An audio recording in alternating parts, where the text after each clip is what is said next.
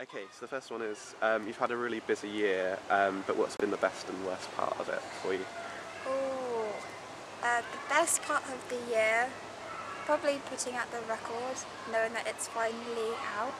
And the worst, it's been okay. I haven't really had a bad part yet. It's been alright. You obviously worked with Mike Mogis. Yeah. Was it a case of when you went there, you had your songs already sorted, and it was just did he just flesh it out a bit, or did he have a big influence on the songs itself? Well,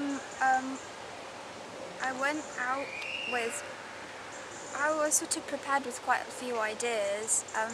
What Mike did was, well, be the kind of wizard that he is anyway, but he wasn't sort of put off by any sort of instrumental ideas. I said, well, maybe we could try out having some strings. He says, well, yeah, it's completely possible because there's like an orchestra to be used, there's this local symphony.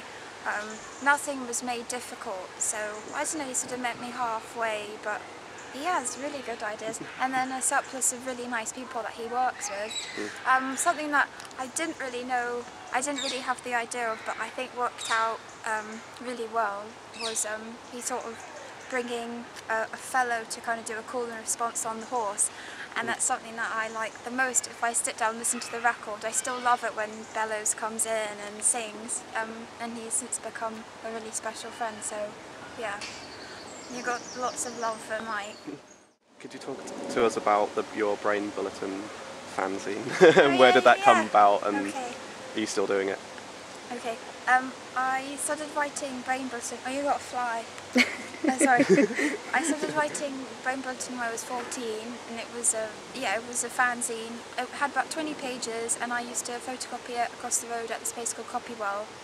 And I never really printed, I couldn't afford to print up that many, but yeah, I used to do it whenever the brain was full. I would write reviews of shows I liked and music, and the sort of desperate attempt to find like-minded people.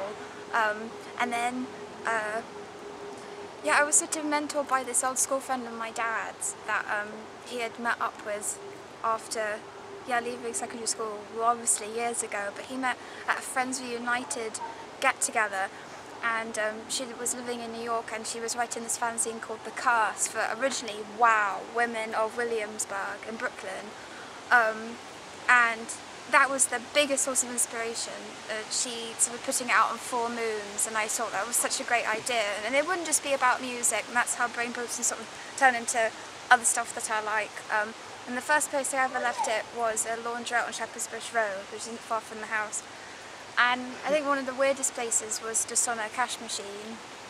But yeah, now I don't really have time to, I mean, I do actually, but there was a while I didn't have time to do it physically again, which is what I like the most, is when something's tangible. So I just started making a sort of digital version with the blog.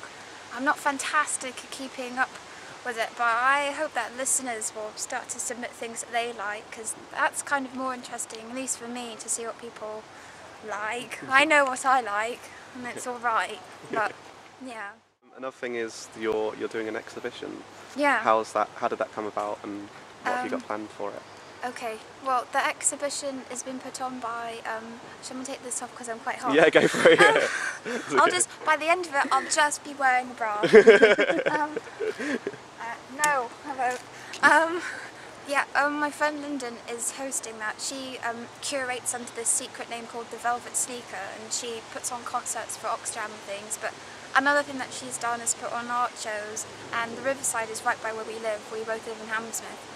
And she knew that I had been drawing while on tour and just here and there, napkins, whatever.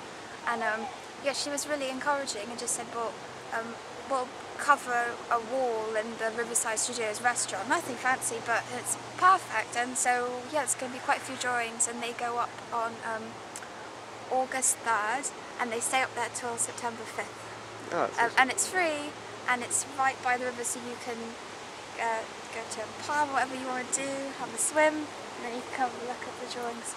That's cool. Okay, another thing we've been talking about on the website was to do with graffiti and whether people thought it was vandalism or art, and we've been asking a few people and just wondering what you thought about it. I think as long as it's polite, it's okay. I think sometimes it can be really gorgeous too. You see some amazing stuff. Yeah, actually, this friend that Lyndon, who was putting on the exhibition, she's putting together a festival in October along Kilburn High Road, and is trying to get permission to professionally graffiti that bridge. That's something that's it looks really crappy right now, Bronzebury, I think, whatever. So yeah, hopefully we'll find someone really special to do something nice. It's going to be a good festival, lots of bands playing along all the venues on the high road. Your friend, is it Anika or Annika. Annika, Yeah. she wanted to ask you what your favourite pudding was. Oh, okay. Probably apple crumble and custard from the stock pot. Nice. Okay, finally, what have you got planned for the rest of the year? More festivals. This weekend we're doing Nostock, but then here and there I tried to balance out playing as the sort of full gang and then playing by myself. So I'm doing a show with Marie Sue, which I'm excited about, 'cause she's one of my favourites, next week.